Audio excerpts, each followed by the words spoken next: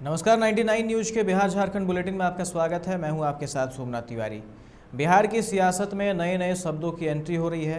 भाषा की मर्यादा टूट रही है। पहले लालू प्रसाद यादव के भगचोंदर वाले बयान ने तुल पकड़ा, फिर पूर्व सीएम जीतन राम मांझी की बहू दीपा मांझी ने लालू प्रसाद की पुत्री रोहिणी आचार्य को लबरी बता दिया। इसके बाद उप मुख्यमंत्री रेणु देवी की गाली की गूंज हो रही है कि दीपा मांझी ने एक बार फिर ऐसे शब्द का प्रयोग कर दिया है, जिस पर सियासत गर्माती दिख रही है। उन्होंने तेजस्वी यादव को लबरा कह दिया। आरोप लगाया है कि उनके लोग राज्य में शराब बेचवा रहे हैं।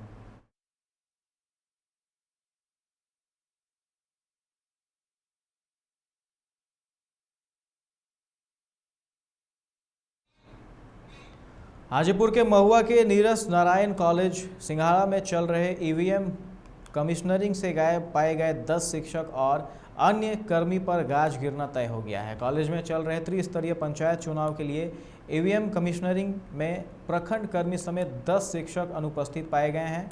उन पर एफआईआर दर्ज करने का आदेश जारी किया गया है। भागलपुर में शराब कारोबारियों एवं शराब की रोकथाम के लिए ठाकुरगंज पुलिस सख्ती से पेश आ रही है। शराब कारोबारियों की धरपकड़ के लिए ठाकुरगंज पुलिस के साथ मद्य निषेध एवं उत्पाद विभाग ने नगर के साथ थाना क्षेत्र के कई जगहों पर संयुक्त छापेमारी की, जिससे शराब कारोबारियों के साथ शराब सेवन करने वाले लोगों में हड़कंप मच गया है। इस संबंध में छापेमारी अभियान में उपस्थित सनी उदय शंकर सिंह ने बताया कि मद्य निषेध उत्पाद विभाग किशनगंज के साथ नगर के निशान बस्ती भीमवलासी के साथ क्षेत्र पंचायत के कच्चूदह के साथ कई जगहों पर छापेमारी की गई। हालांकि छापेमारी अभियान से शराब कारोबारियों के साथ शराब सेवन करने वाले लोगों में हड़कंप मच गया है। ठाकुरगंज पुलिस द्वारा चलाए गए इस अभियान में सनी विनोद भी उपस्थित थे।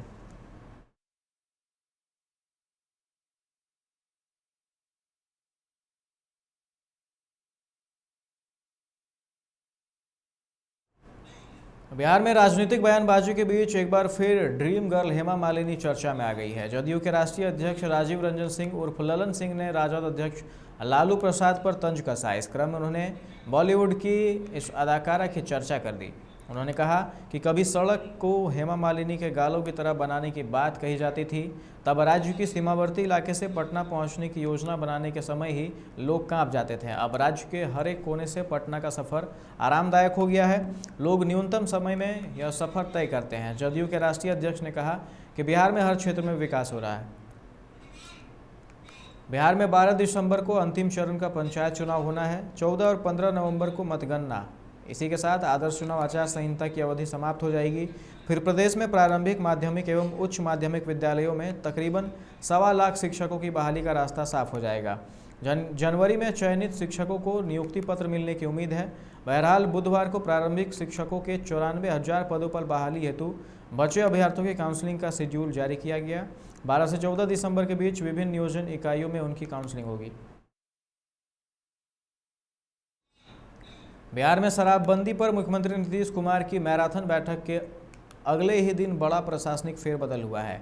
केंद्रीय प्रतिनियुक्ति से लौटे भारतीय प्रशासनिक सेवा के तेज तर्रार और कड़क अधिकारी के पाठक को मद्य निषेध उत्पाद एवं निबंधन विभाग के अपर मुख्य सचिव की जवाबदेही दी गई है। सामान्य प्रशासन विभाग ने इसकी अधिसूचना जारी कर दी है। अभी तक यह जवाबदेही गृह विभाग के अपर मुख्य सचिव चैतन्य प्रसाद के पास थी, जो मद्य निषेध उत्पाद एवं निबंधन विभाग के अतिरिक्त प्रभार में थे। अब उन्हें इससे मुक्त कर दिया। कोरोना महामारी के कारण बिहार के 70,333 प्रारंभिक विद्यालयों में बंद मध्याह्न भोजन योजना फिर से शुरू होगी। अगले माह से 1 से 8वीं कक्षा तक के 1,19,00,000 बच्चों को मध्याह्न भोजन परोसने की तैयारी चल रही है। इसके क्रियान्वयन में 2,32,000 रसोइयों को ड्यूटी पर लगाया जाएगा। इसके लिए मध्याह्न भोजन निदेशालय की ओर से एक प्रस्ताव भी आपदा प्रबंधन समूह को भेजा गया है। बेला औद्योगिक क्षेत्र के फेज 2 में मंगलवार को एक कार्टून फैक्ट्री में लगी आग के 36 घंटे बाद भी फैक्ट्री के मालिक फायर अफसर के पास नहीं पहुंच सकें। बुधवार तक अगर नहीं पहुंचे तो उनके खिलाफ राज्य मुख्यालय को पत्र भेजकर एक तरफा कार्रवाई कर दी जाएगी। जिला अग्निशमन पदाधिकारी संतोष कुमार पांडे ने बताया कि प्रथम दृष्टया जांच में उक्त फैक्ट्री में फायर का कोई सिस्टम नहीं पाया गया। 3 साल पहले बोचहा में इसी तरह एक फैक्ट्री में शॉर्ट सर्किट से आग लगने पर 7 लोग झुलस गए थे। संयोग अच्छा था कि इस कार्टून फैक्ट्री में साइड से आग लगी थी, नहीं तो इसमें भी जान माल का भारी नुकसान हो जाता। 1 दर्जन लोग फैक्ट्री में उस वक्त काम कर रहे थे। कार्टून फैक्ट्री में स्क्रैप के साथ कई फ्रिज भी जला है। बता दें कि मंगलवार को बेला फेज 2 के कार्टून फैक्ट्री में बिजली के पैनल में शॉर्ट सर्किट से आग लगने की बात सामने आई है।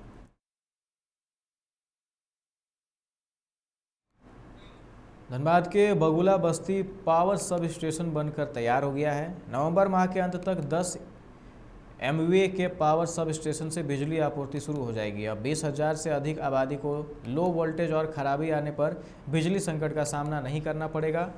यह PSS 10 MVA का बनाया गया है। यहां से 3 से 4 फीडर निकाले जाएंगे। हीरक रोड, कार्मिक नगर सहित आसपास क्षेत्र के लोगों को लाभ मिलेगा। अभी इन क्षेत्रों में गोविंदपुर से बिजली आ रही है। लंबी दूरी होने के कारण तकनीकी खराबी आने पर लोगों को घंटों बिजली संकट का सामना करना पड़ता है। इसके अलावा किसी एक जगह खराबी आती है तो पूरे इलाके की बिजली गुल हो जाती है। बगुला बस्ती PSS चालू होने से यह समस्या खत्म हो जाएगी। बागमारा के बरोरा थाना अंतर्गत BCCL एरिया 1 के मुराइडी कॉलियरी से की जा रही जलापूर्ति के पाइपलाइन को बीती रात चोरों ने काट कर ले गए। तभी CISF की गश्ती टीम वहां पहुंच गई, जिसके बाद CISF को देख चोर वहां से भागने में सफल रहे। CISF ने मौके से एक पिकअप वैन और पाइप काटने में उपयुक्त गैस कटर और सिलेंडर को जब्त किया है। घटना की सूचना स्थानीय पुलिस को दी गई है। जब्त वाहन और सिलेंडर के आधार पर इस कांड में संलिप्त अपराधियों को चिन्हित करने की प्रक्रिया की जा रही है। इस घटना से लगभग आधे दर्जन गांव की जलापूर्ति बाधित है। BCCL द्वारा जो पानी दी जाती है उन्हों के ग्रामीण लाभान्वित होता है। करीब अगर आबादी का अनुसार बात करेंगे तो करीब 7 से 8 हजार आबादी प्रभावित होगी इस घटना से। इस पे होना चाहिए कि BCCL प्रबंधन भी अपना जो CISF के जवान रखे हुए उनका और स्थानीय थाना दोनों अपना दायरा बढ़ाकर लगातार पेट्रोलिंग को बढ़ा दें, ताकि इस तरह के कार्य करने वाले को मनोबल गिरे। हम तो चाहेंगे BCCL प्रबंधन द्वारा कि अगर उनके पास रिजर्व में पाइप पड़ी रहती है उसके द्वारा जितने जल्द हो सके अविलंब पानी का सप्लाई करे, क्योंकि विगत इससे पहले भी कुछ दिन पूर्व ग्रामीणों का मोटर खराब था तो इस वजह से भी सप्लाई बाधित था। इसलिए प्रबंधन को चाहिए कि यथाशीघ्र वैकल्पिक व्यवस्था कर पानी का बहाल करे। पानी का सप्लाई परियोजना के द्वारा हो रहा है, यूज करते हैं, प्रयोग करते हैं। अगर पानी का पाइप काट दिया गया है चोरों द्वारा तो इतने लोग प्रभावित होंगे। चोर और चकों का मन मध्य क्षेत्र में ज़्यादा उत्पात मचा रहा है। प्रशासन से यही मांग करते हैं कि थोड़ा सा पेट्रोलिंग का दायरा बढ़ा दिया जाए। तेनुघाट पुलिस ने महज 4 घंटे में अपहृत युवक को मुक्त कर 4 अपहरणकर्ताओं को गिरफ्तार कर लिया है। यह कारनामा तेनुघाट OP पुलिस ने बैरमो के SDPO सतीश चंद्र झा के नेतृत्व में अंजाम दिया। तेनुघाट OP प्रभारी प्रशांत कुमार सिंह ने बताया कि तेनुघाट 2 नंबर कॉलोनी स्थित भारत माता मंदिर के समीप से छप्परगढ़ा निवासी डांस टीचर 22 वर्षीय धर्मेंद्र कुमार का अपहरण किया गया। अपहृत के पिता जयलाल करमाली ने पुलिस को सूचित किया। उसके बाद पुलिस सक्रिय हो गई और मोबाइल फ़ोन के लोकेशन के आधार पर तेनुघाट 2 नंबर कॉलोनी में छापेमारी कर लगभग 9 बजे धर्मेंद्र को मुक्त करवाया और 4 अपहरणकर्ताओं को गिरफ्तार कर लिया गया।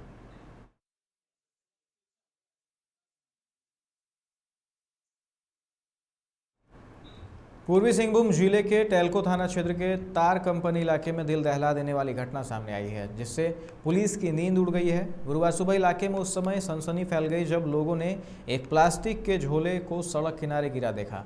झोला से दुर्गंध फैल रहा था। मौके पर पुलिस पहुंची, झोले को खोला। झोले में शव था, वो भी कई टुकड़ों में। 3 दिन पुराना शव होने के कारण ये पता नहीं चल पाया कि शव महिला का है या पुरुष का। शव सड़ गल चुका था। टेल्को थाना के इंस्पेक्टर अजय तिवारी ने बताया कि हत्या कर शव को कई टुकड़ों में काटा गया है, उसे गलाने का प्रयास किया गया। इसके बाद शव को झोले में भरकर फेंक दिया गया। हत्या के मामले को छुपाने के प्रयास के तहत ये काम किया गया है। शव को पोस्टमार्टम के लिए भेज दिया गया। फिलहाल मामले की जांच की जा रही है। वहीं शव की पहचान का प्रयास किया जा रहा है। तोरपा पुलिस ने छिनतई के आरोपी मीकू उर्फ वकील अंसारी को उसके गांव पिठोरिया से धर दबोचा। गुप्त सूचना पर थाना प्रभारी अरविंद कुमार ने पुलिस बल के जवानों के साथ छापेमारी कर आरोपी को गिरफ्तार कर लिया। आरोपी ने पूछताछ में अपना जुर्म कबूल कर लिया। उसने बताया कि 3 लोगों ने मिलकर रुपये की छिनतई की थी। पुलिस 2 अन्य आरोपियों की गिरफ्तारी के लिए छापेमारी कर रही है। गत 26 अक्टूबर को तोरपा हिल चौक से बैंक से पैसा निकाल कर जा रहे एक रिटायर रेलकर्मी से करीब 1.5 लाख रुपए की छिनतई हुई थी।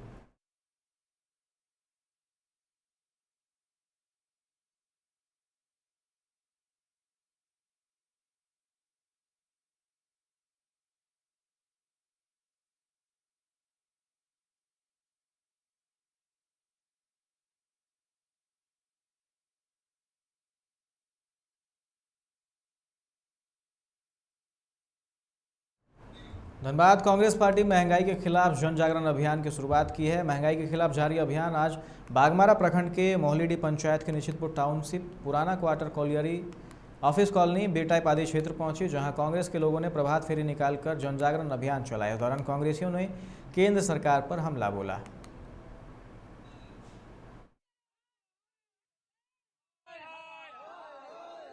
मोदी सरकार है कि 2014 से पूर्व जब सब मोदी जी की आज सरकार में आने से पहले उन्होंने देश से जो वादा किया, बहुत हुई महंगाई की मार। अब की बार मोदी सरकार भ्रष्टाचार मिटाने की बात की, काला धन वापस लाने की बात की, 2 करोड़ बेरोजगार युवाओं को प्रतिवर्ष रोजगार देने की बात की, महिला सुरक्षा की बात की।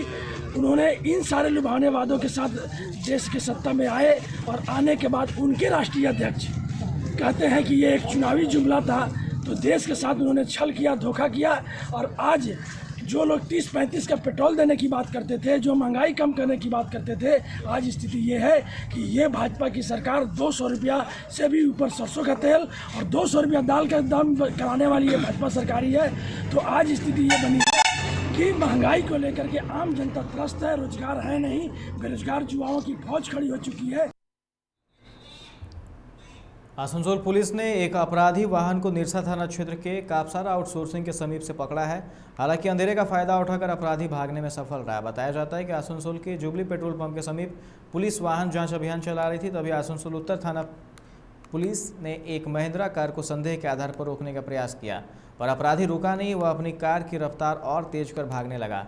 यह देख पुलिस गाड़ी का पीछा करने लगी। इस दौरान अपराधी बंगाल से झारखंड में प्रवेश कर गया, जिसके बाद बंगाल पुलिस ने झारखंड पुलिस को इसकी जानकारी दी, जिसके बाद झारखंड पुलिस ने कार का पीछा किया। अपराधी अपने आप को पुलिस से घिरता देख मोगमा के कापसारा आउटसोर्सिंग के समीप गाड़ी खड़ा कर भागने में सफल रहा। पुलिस ने मौके से गाड़ी को जब्त कर लिया है और मामले की छानबीन की जा रही है। बताया जा रहा है कि अपराधी किसी बड़ी घटना को अंजाम देने के फिराक में थे, लेकिन पुलिस की तत्परता से वे विफल हो गए।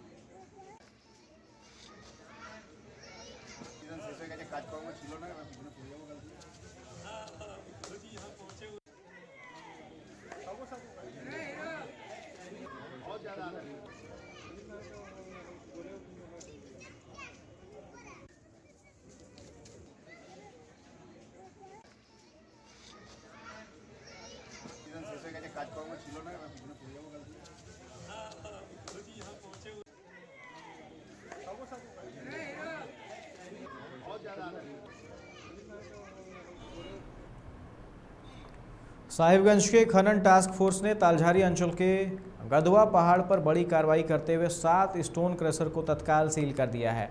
इन क्रशर संचालकों को आवश्यक कागजात के साथ कार्यालय में उपस्थित होने को कहा गया है।